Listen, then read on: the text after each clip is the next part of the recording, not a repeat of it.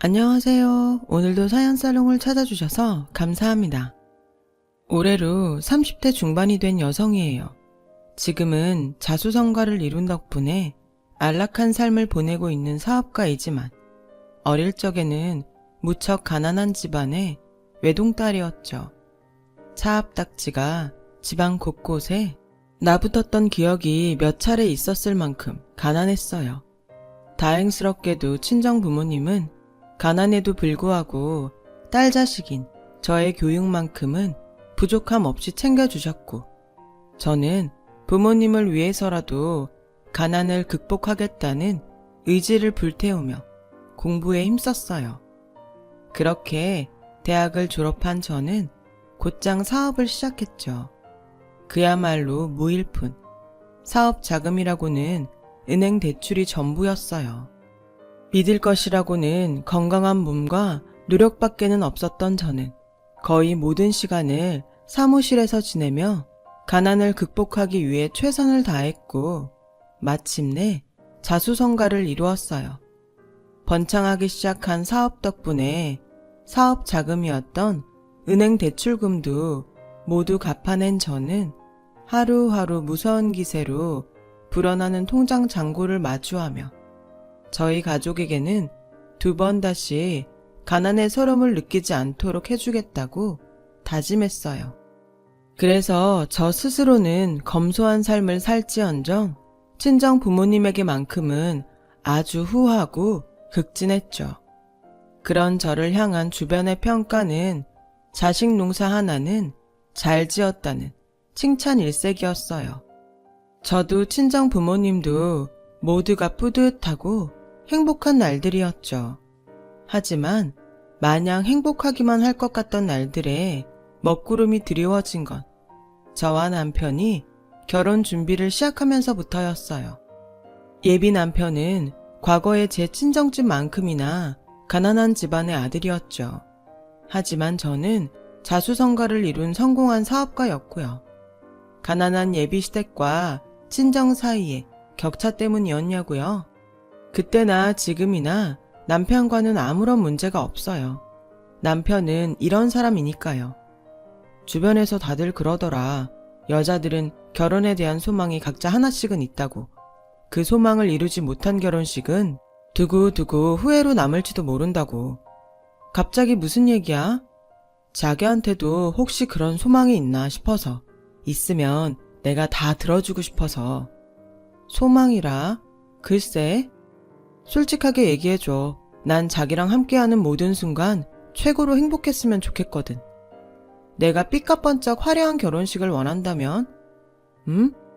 축가로 S급 가수도 부르고 사회자로 잘나가는 연예인도 섭외하고 최고급 호텔에서 재벌들 부럽지 않게 화려하고 성대한 결혼식을 치르고 싶다면 웨딩드레스도 디자이너 메이드 최고급으로 해줘야지. 자기가 정말 그걸 원한다면 대출을 끌어서라도 어떻게든 해주고 싶어.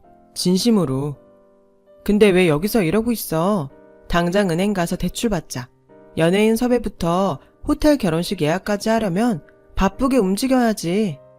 그러자 남편이 제 속을 다 알고 있다는 듯 미소 지으며 대답하더군요. 기다리고 있는 중이야. 자기가 진짜 진심을 들려주기를. 응? 내가 자기를 몰라? 우리가 얼마나 오래 만났는데. 당신 말은 내가 화려한 결혼식에는 별로 끌리지 않는다는 소리야? 난 자기가 자수성가하기까지 얼마나 많은 고생을 했는지 바로 옆에서 지켜봤고 함께 겪어왔어.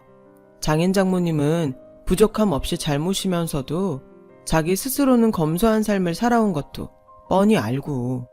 그런 내가 화려한 결혼식 같은 농담에 속아줄 수는 없잖아. 그치? 하긴 자기는 나를 알아도 너무 잘 알지. 맞아, 농담이야. 화려한 결혼식보다는 결혼에 들어갈 모든 비용을 최대한 검소하게 하고 싶어. 그게 내 진짜 속마음이야. 그래, 그렇게 하자. 평생에 한 번 있는 결혼식이니까 자기랑 내가 모두 원하는 대로. 나야 고맙지. 고마운데 결혼식이 어디 우리 둘만의 경사인가? 집안 전체의 경사인데 어른들 의견도 들어봐야 하지 않을까? 우리 부모님 걱정은 말어. 특히나 자기 시아버지 되실 분이 자기랑 가치관이 비슷해. 소신을 가지고 반듯하게 살아라. 늘 그렇게 가르친 분이거든. 역시나 시댁에 처음 인사드리러 가던 날 처음 마주한 시아버지는 남편이 말했던 것처럼 멋진 분이더군요. 10원 한 장 허투루 쓰는 법 없이 늘 검소하고 반듯했던 남편의 행동이 시아버지를 꼭 닮아서였구나 하는 생각이 들었어요. 시아버지도 남편처럼 저에게 어떤 결혼이 하고 싶은지를 먼저 묻고는 검소한 결혼식을 치르고 싶다는 저의 뜻에 흔쾌히 동의해 주셨죠. 저희 가치관과 시아버지 당신의 가치관이 같다면서 저를 아주 크게 반겨주었거든요. 비슷한 가치관을 가진 저와 남편, 그리고 시아버지는 한마음 한뜻으로 검소한 결혼식을 추진했습니다. 그러는 한편으로 저는 비록 검소한 결혼식일지언정 시댁 어른들 대접만큼은 부족함 없도록 최선을 다하겠다고 남편과 시아버지에게 약속했죠. 그렇게 한동안 순조롭고 행복한 결혼 준비가 이어졌어요. 하지만 딱 두 사람만큼은 검소한 결혼식이 무언가 석연치 않은 눈치였죠. 시모와 남편의 여동생인 손 아래 시누이였어요. 갑작스레 결혼식 준비를 돕겠다며 사사건건 따라 나서기 시작한 시모와 시누이는 매사에 불만스러운 태도를 고스란히 드러내더라고요. 예식장이 너무 작고 초라한 것 아니냐는 둥, 웨딩드레스는 디자이너한테 주문 제작해야 되는 거 아니냐는 둥, 불만도 참 많았죠. 그때까지만 해도 시모와 시누이의 꿍꿍이를 까맣게 모르고 있던 저는 최선을 다해 살갑게 차근차근 시모를 설득했어요. 어머님 마음 다 이해해요. 하지만 저도 그렇고 남편이랑 아버님도 그렇고 검소한 결혼식을 치르고 싶어요. 지금은 제 사업이 잘 되는 덕분에 여유롭게 살고는 있다지만 사업이라는 게 언제 어려워질지도 모르는 거잖아요. 그때를 대비해서 여유로울 때 알뜰살뜰 잘 아껴놔야죠. 그래도 이건 아니야. 결혼식이 어디 너희 두 사람만의 경사라든? 아무리 남편의 시아버지까지 등에 업었다지만 너 지금 이러는 거 시댁이 없이 산다고 무시하는 걸로밖에 안 보이는구나. 전혀요. 절대 아니에요, 어머님. 요즘 결혼식장 치고 체면국일 만큼 허름한 결혼식장 없어요. 저희가 예약한 결혼식장도 넘치지는 않아도 축복받기에 부족한 예식장도 아니고요. 시댁 손님이 얼마나 올 줄 알고 결혼식 당일에 자리라도 모자라면 어쩐다든. 손님들 서서 구경하게 만들 셈이야? 어머니 원하는 호텔 결혼식장하고 저희가 예약한 예식장하고 수용 인원은 똑같아요. 호텔에서 결혼한다고 손님 더 많이 받을 수 있는 건 아니에요. 그래, 예식장은 그렇게 넘어간다고 치자. 하지만 아무리 검소하니 어쩌니 해도 웨딩드레스는 디자이너한테 주문 제작해서 입어야 되는 거 아니니? 제가 신부니까 저의 만족이 최우선이고 저의 취향이 제일 먼저잖아요. 저는 지금 이 드레스도 충분히 감사하고 만족해요. 그러니까 마음 푸세요, 어머님. 제가 애교로 시모의 마음을 풀어주려 애쓰거나 말거나 끝끝내 못마땅한 마음을 굽히지 않는 시모는 딱 한마디 쏘아붙이더라고요. 시부모 될 사람 체면은 생각도 안 하지 아주. 이후로도 검소한 결혼식을 못마땅하게 여기는 시모와 시누이의 태도는 변하지 않았어요. 남편이 검소하다고는 해도 격식만큼은 부족함 없이 챙길 만큼 다 챙기는 결혼식이라며 며칠을 설득해봤자 시모와 시누이는 귓등으로도 듣지 않았죠. 보다 못한 시아버지가 나서서 한마디 거들고 나서야 시모와 시누이의 불만이 사그라드는 것 같았어요. 돈 많은 처자를 며느리로 들인다고 해서 며느리 덕분에 팔자 고친다거나 하다못해 결혼식 핑계로 콩고물이나 얻어먹을 욕심 같은 건 부리지 맙시다. 며느리도 자식이고 시부모도 부모라잖아. 내 딸 자식 결혼시킨다 생각하고 헛된 욕심보다는 축하와 믿음을 보내줘. 그게 진정 축복받는 결혼식을 치르는 방법이야. 그러는 사이에 결혼식 예정일은 부쩍 코앞으로 다가왔고 저는 남편의 동의를 받아 재산의 일부를 친정 부모님에게 나누어 드리기로 했어요. 시집을 가게 되면 함께 살던 때만큼 친정 부모님을 잘 모실 수 없기 때문이었어요. 물론 시집살이에 치여 친정 부모님에게 신경 쓰지 못할까봐 걱정했던 건 절대로 아니었죠. 친정과 신혼집이 멀리 떨어져 있기에 했던 걱정일 따름이었고 내 가족에게만큼은 가난의 서름을 겪게 하지 않겠다는 다짐의 연장선일 뿐이었어요. 친정에게만 재산을 나누어준 결심은 친정에게만 최선을 다하고 시댁을 소홀히 대하겠다는 게 아니었어요. 친정 부모님에게 재산의 일부를 나누던 날, 저는 남편에게 한 가지를 분명하게 약속했어요. 친정 부모님을 극진히 모시는 만큼 시부모님도 모시겠다고요. 시댁에 어려운 일이 생긴다면 언제든 편하게 말하라고요. 할 수 있는 모든 도움을 기꺼이 주겠다고요. 이에 남편은 고맙다면서 저를 꼭 안아주었죠. 하지만 제가 친정 부모님에게 재산을 나누어 주었다는 소식을 들은 두 사람은 배가 아파 죽을 지경인 모양이더라고요. 누구겠어요? 당연히 시모와 시누이죠.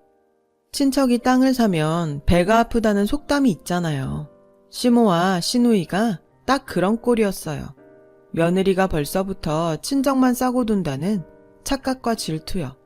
그리고 탐욕에 사로잡힌 모양이었어요.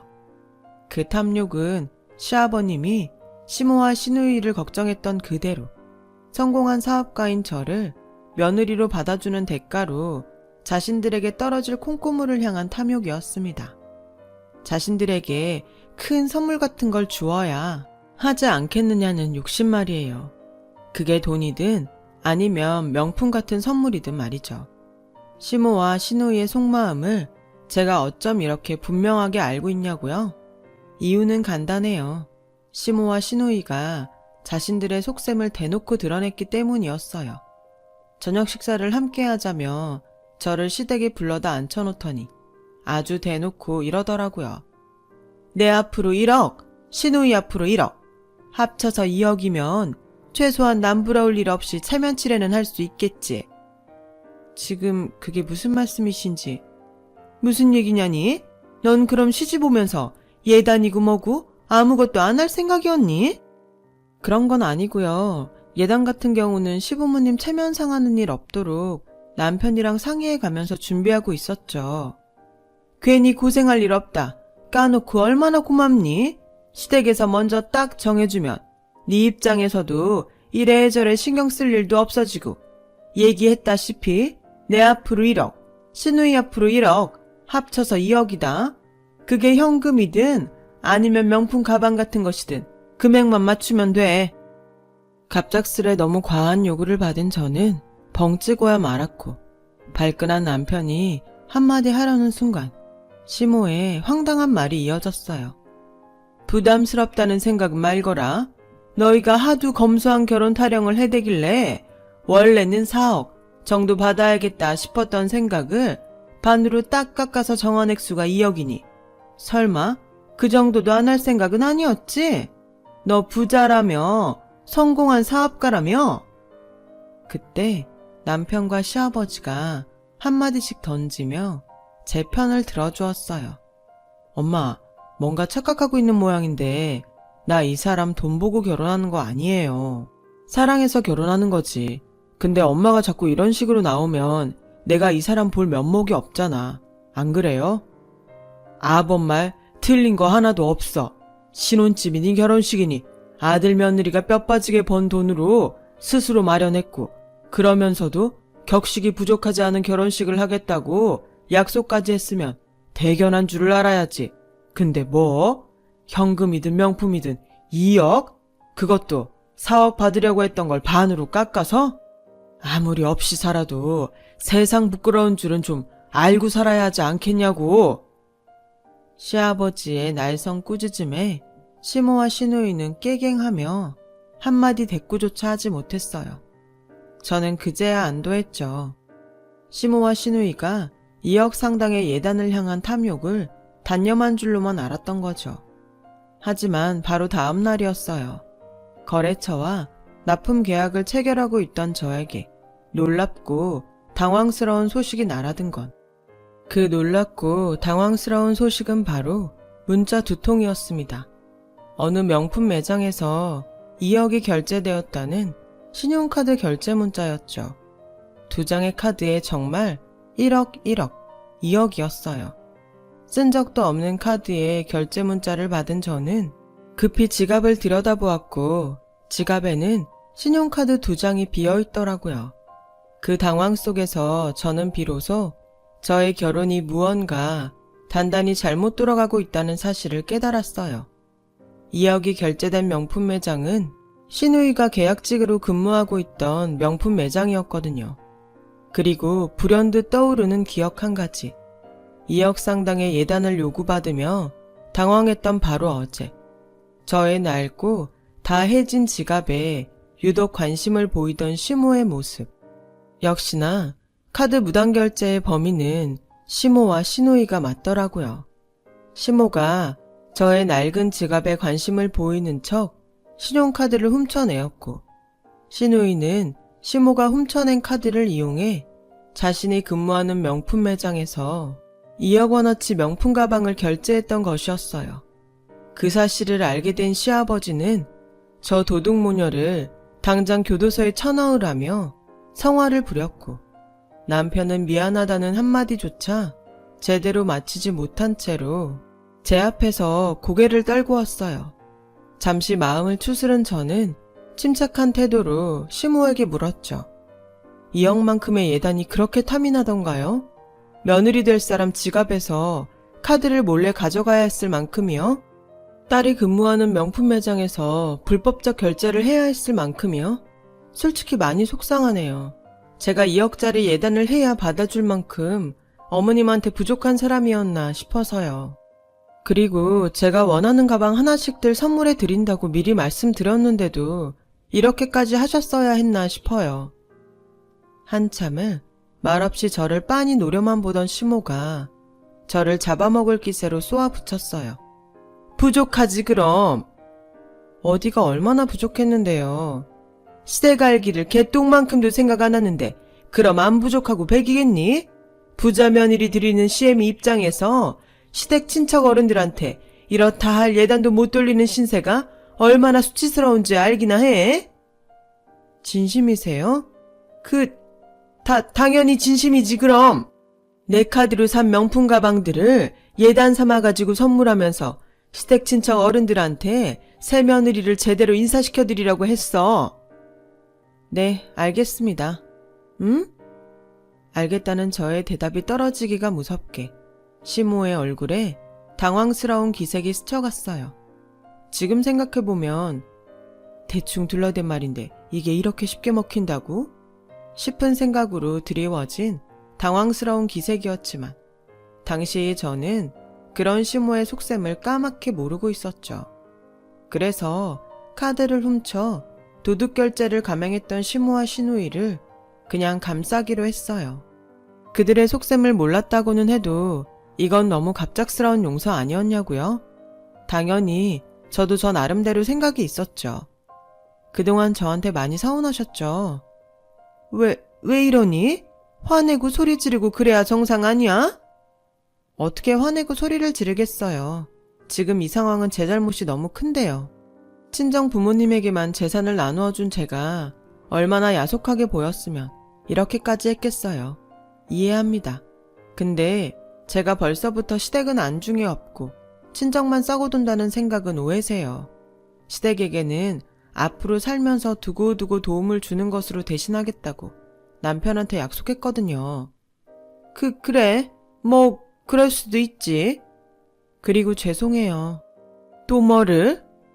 검소한 결혼을 추진한답시고 주변 사람들을 살피지 못한 제 잘못이 크니까요. 결혼은 저와 남편만의 경사가 아닌 양가 어른들 전체의 경사인데 이 점을 살피지 못했으니까요. 죄송합니다. 잘못을 했으면 잘못의 대가를 치르던가 말로만 사과하는 법이 세상에 어딨다든? 순간 남편과 시아버지의 눈총이 시모에게 쏟아지더라고요. 오늘의 2억 무단 결제건은 없는 일로 할게요.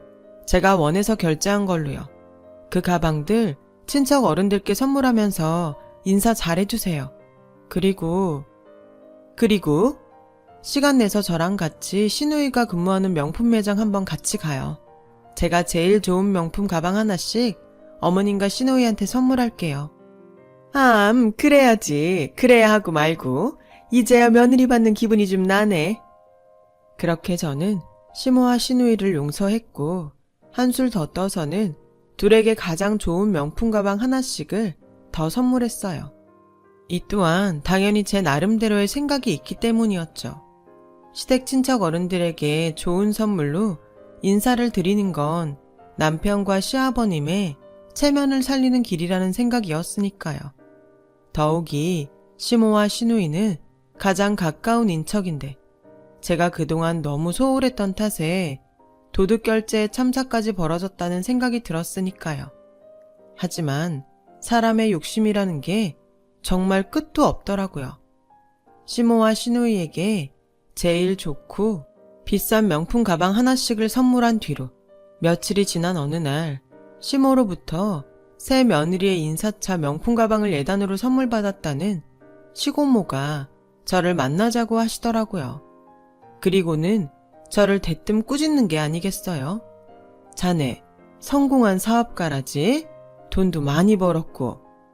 부끄럽지만 그렇습니다, 고모님. 열심히 정직하게 살아온 덕분이고요. 걱정 마세요. 경제력 차이를 트집 잡아서 몹쓸 며느리 행세할 생각은 절대로 없거든요. 몹쓸 며느리 행세할 생각이 없다는 사람이 벌써부터 이딴 짓이나 벌여? 우리 집안을 가난한 시댁이라고 얼마나 만만하게 생각했으면 아주 기가 막혀서 말이 안 나오네. 혹시 결혼 선물이 너무 과해서 부담스러워 그러세요? 뭐? 과해? 이딴 건 예단이라고 내놓을 거면 입이나 싹 닫고 넘어가던가. 일단 진정하시고요, 고모님. 무슨 일인지 차근차근 말씀을 해주시면. 그렇게 시댁이 가짜으면 차라리 예단을 돌리지 말았어야 한다는 얘기야. 까놓고 우리가 너한테 뭘 사달라고 바란 것도 아니잖니. 그 뒤로도 한참을 더 꾸짖던 시고모님은 영문을 모른 채로 그저 당황만 하던 제 앞으로 시모가 결혼 인사차, 선물했다던 명품 가방을 내려놓았어요. 그 명품 가방을 본 저는 기겁을 하고야 말았고요. 분명 2억 원어치 명품 결제 문자를 받았었는데 시모도 분명 시댁 친척 어른들에게 저를 제대로 인사시키기 위해 명품 가방을 결제했다고 했는데 저희 눈앞에 놓인 그 가방은 명품이 아닌 짝퉁, 심지어 누가 봐도 티 팍팍 나는 짝퉁. 어머님이 이 가방을 제가 사드리는 결혼 선물이라면서 고모님께 드렸다고요? 그럼 뭐 내가 명품 가방 받고 딴소리나 한다는 거니 지금? 이딴 선물 받은 게 나 혼자인 줄 알아? 다른 어른들도 같은 선물을 받았다는 건가요? 너 진짜 몰라서 이러는 거니? 아님 모른 척 하는 거니? 제가 2억 원어치 명품 가방이 결제되었다는 문자 메시지를 보여주자 시 고모님도 저랑 똑같이 기겁을 하더군요. 그러면서 하는 이야기가 내가 하도 기가 막혀가지고 좀 알아봤거든. 근데 네 시어머니 될 사람이 준 가방 이거 짝퉁 중에서도 아주 최하급 짝퉁이라더라. 시장 바닥에서 비싸봤자 5만 원에도 팔고 잘 깎으면 3만 원에도 살 수 있는 그런 짝퉁이래. 시고모의 말을 들은 저와 남편은 곧장 사태 파악에 나섰어요. 제발 아니기를 바라면서요. 무언가 착오가 있기를 간절히 바라는 마음 하나로요. 하지만 전부 사실이더군요. 시댁 친척 어른들 모두는 시모로부터 시고모님이 받았던 것과 같은 짝퉁 가방을 예단이라며 선물 받았고 시장 바닥에서 파는 그런 최하급 짝퉁이라는 것 또한 사실이었어요. 그리고 놀라운 진실이 하나 더 밝혀졌죠. 아니 글쎄, 시모와 시누이가 훔쳐낸 제 카드로 구매했던 2억 원어치 명품 가방을 포장도 뜯지 않은 채로 중고 명품 딜러에게 홀랑 팔아 넘겼다지 뭐예요. 요즘 명품 가방들 중 한정판이라거나 구하기 어려운 베스트 몇몇 품목들은 신제품 가격보다 중고 가격이 더 비싼 경우가 종종 있다는데요. 놀랍게도 시모와 시누이가 구매했던 명품 가방 전부가 중고 가격이 더 비싼 경우에 속했던 거죠. 그렇게 시모와 시누이는 제 카드를 훔쳐 장만한 명품 가방들을 비싼 가격에 팔아 넘겼고, 그 결과 원금이던 2억보다 많은 금액을 중고 명품 딜러로부터 받아 챙겼던 것이었어요. 물론 그 사실을 저와 남편, 그리고 시아버지에게는 입도 뻥긋하지 않은 채로 시모 시누이 둘이서만 홀랑요. 그래놓고는 시댁 친척 어른들께는 제가 준비한 예단이라면서 짝퉁을 돌렸던 거죠. 여기까지 알아내었을 때 저의 뇌리에는 물음표가 하나 떠올랐어요. 마침 남편도 저와 같은 의문을 품었던 모양이더라고요. 근데 있잖아, 왜 굳이 명품 가방들을 팔아서 현금으로 바꾸어야만 했을까? 아무리 중고 가격이 더 비싼 품목들이었다지만 왔다 갔다 번거로운 데다가 들킬 위험까지 있는 되팔이 짓거리를 굳이 버릴 이유가 없잖아? 나도 그게 궁금했거든? 근데 잠깐 생각해보니까 답은 너무 쉽더라고. 시댁이 좁으니까 그럴 수밖에 없었던 거겠지. 응? 좁은 시댁 어디에도 그 많은 명품 가방을 숨겨놓을 공간은 없는데 본인들 입으로 명품 가방을 예단 삼아서 친척 어른들에게 돌릴 생각이었다고 호언장담을 해버렸잖아. 약속을 지키려면 우리 집에는 당신이 추가로 엄마랑 동생한테 선물한 명품 가방 2개 빼고는 다른 가방이 남아있지 않아야 하는데 진짜로 선물할 생각이 아니었으니까 친척 어른들에게 돌리겠다던 명품 가방들을 엄마랑 동생이 고스란히 가지고 있는 모습을 들킬 수밖에 없었을 테고, 그걸 들키지 않기 위해서는 친척 어른들에게는 약속을 지키는 척 짝퉁을 돌린 다음에 진짜 명품들은 중고로 팔아서 현금으로 바꾸었다는 거네. 포장도 뜯지 않은 가방들을 고스란히. 당연히 그래야 했겠지. 부피가 큰 명품 가방들 무더기를 떠안고 숨기는 것보다는 현찰을 숨기는 쪽이 훨씬 쉬웠을 테니까. 현금은 통장에 입금시켜놓고 어디 잘 숨겨놓으면 그만이잖아? 와, 아무리 엄마랑 동생이라지만 진짜 실망이다. 미안해. 못난 엄마랑 동생 둔 내 잘못이야. 당신 잘못도 아닌데 뭐. 이제 어떻게 대처하느냐가 중요하지. 어떻게 할 생각이야? 일단 확인부터 해보자. 우리가 괜히 생사람 잡는 걸 수도 있으니까. 그렇게 말을 맞춘 저와 남편은 시아버지에게만 살짝 기뜸을 해두고는 시댁으로 향했어요. 저와 남편이 시댁에 도착하고 보니 시아버지는 이미 시모와 시누이의 방을 헤집어 놓고 있던 중이었죠. 시모와 시누이가 산 명품 가방, 아니 그 명품 가방들을 되팔아서 챙긴 현금이 들어있는 통장을 찾기 위해서요. 시아버지의 완강한 태도에 발만 동동 구르고 있던 시모는 시댁에 도착한 저를 보자마자 멱살을 잡으며 따지더군요. 우리가 너한테 뭘 잘못했다고 이렇게까지 하는 거니? 명품 가방들은 친척 어른들에게 예단 삼아서 돌렸다고 했잖아. 그렇게 자신 있으세요? 우리가 아무것도 모르고 이렇게 찾아온 것 같냐고요. 너 되바라진 애였구나.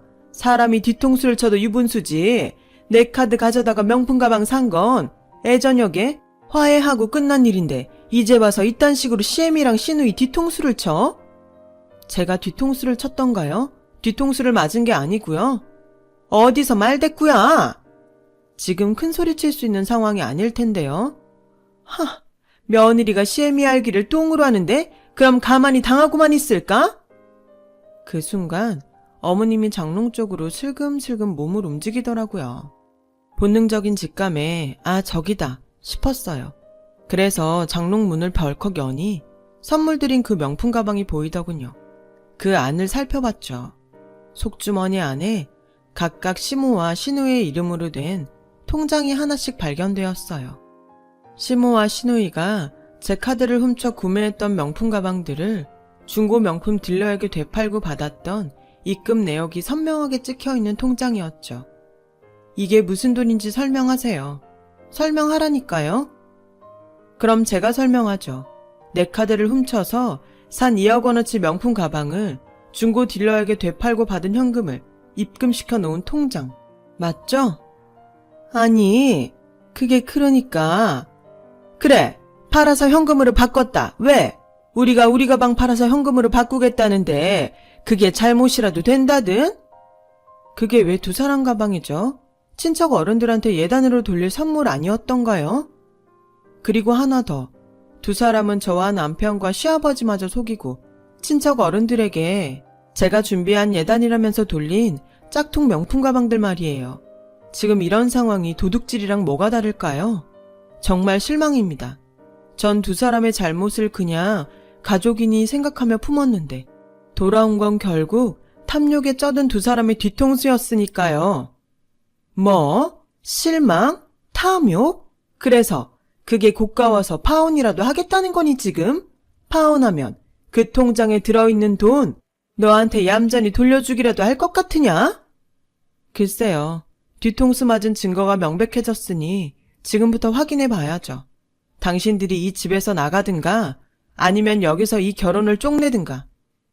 말을 마친 제가 남편을 돌아보자 저와 똑같이 격분해 있던 남편이 시모와 시누이에게 의절을 선언했어요.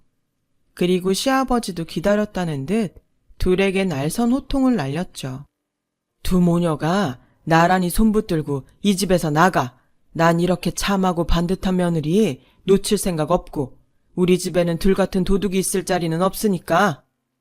결국 시모와 시누이는 교도소로 보내겠다는 남편과 시아버지의 경고에 지레 겁먹은 채로 명품 가방을 중고로 되팔이해서 챙겼던 현금 전부를 고스란히 토해냈고 그 돈들을 토해내기 무섭게 시댁에서 쫓겨나고야 말았죠.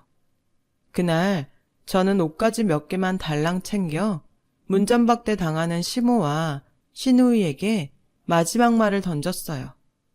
앞으로 어디서 뭐라고 살든 내 할 바는 아니지만 혹시 지금 같은 잘못을 저지르고 싶지 않다면 이거 하나 명심해요. 가난은 도둑질의 방패막이가 될 수 없다는 거. 도둑은 그냥 도둑일 뿐이라는 거. 저는 모든 가족들의 축복을 받으며 행복한 결혼식을 올렸어요. 시모의 짝퉁 사건으로 상심해 있던 시댁 친척 어른들을 찾아뵈며 정식으로 인사를 올리고 결혼 축하를 받았죠. 현금으로 챙겼던 2억이 넘는 돈을 고스란히 토해놓고는 아쉬웠던지 제가 추가로 선물했던 명품이라도 챙겨가려다가 남편과 시아버지에게 진짜 교도소 들어가고 싶어서 이러냐는 된소리를 맞은 시모와 시누이를 보며 다시금 분명하게 깨달았거든요. 헛된 탐욕이 사람을 얼마나 망치는지를 말이에요. 그래서 저는 앞으로도 절대 헛된 탐욕에 눈이 멀어 잘못된 길은 가지 않으려 합니다. 쫓겨난 시모와 시누이는 지금 어떻게 되었냐고요? 시모와 시누이가 함께 짝퉁 명품 가방 판매를 하다가 걸렸다는 소식을 들었어요. 그 바람에 시누이는 근무하던 명품 매장에서마저 해고당했다고 하더라고요. 정말 그놈의 욕심이 뭔지요. 제 이야기를 들어주셔서 감사합니다. 들어주신 모든 분들 건강하시고 행복하세요. 저도 즐겁게 잘 살겠습니다. 여러분, 사연 댓글에 응원과 현명한 조언 부탁드려요. 좋아요와 구독은 저에게 큰 힘이 됩니다. 오늘도 좋은 일 가득하세요.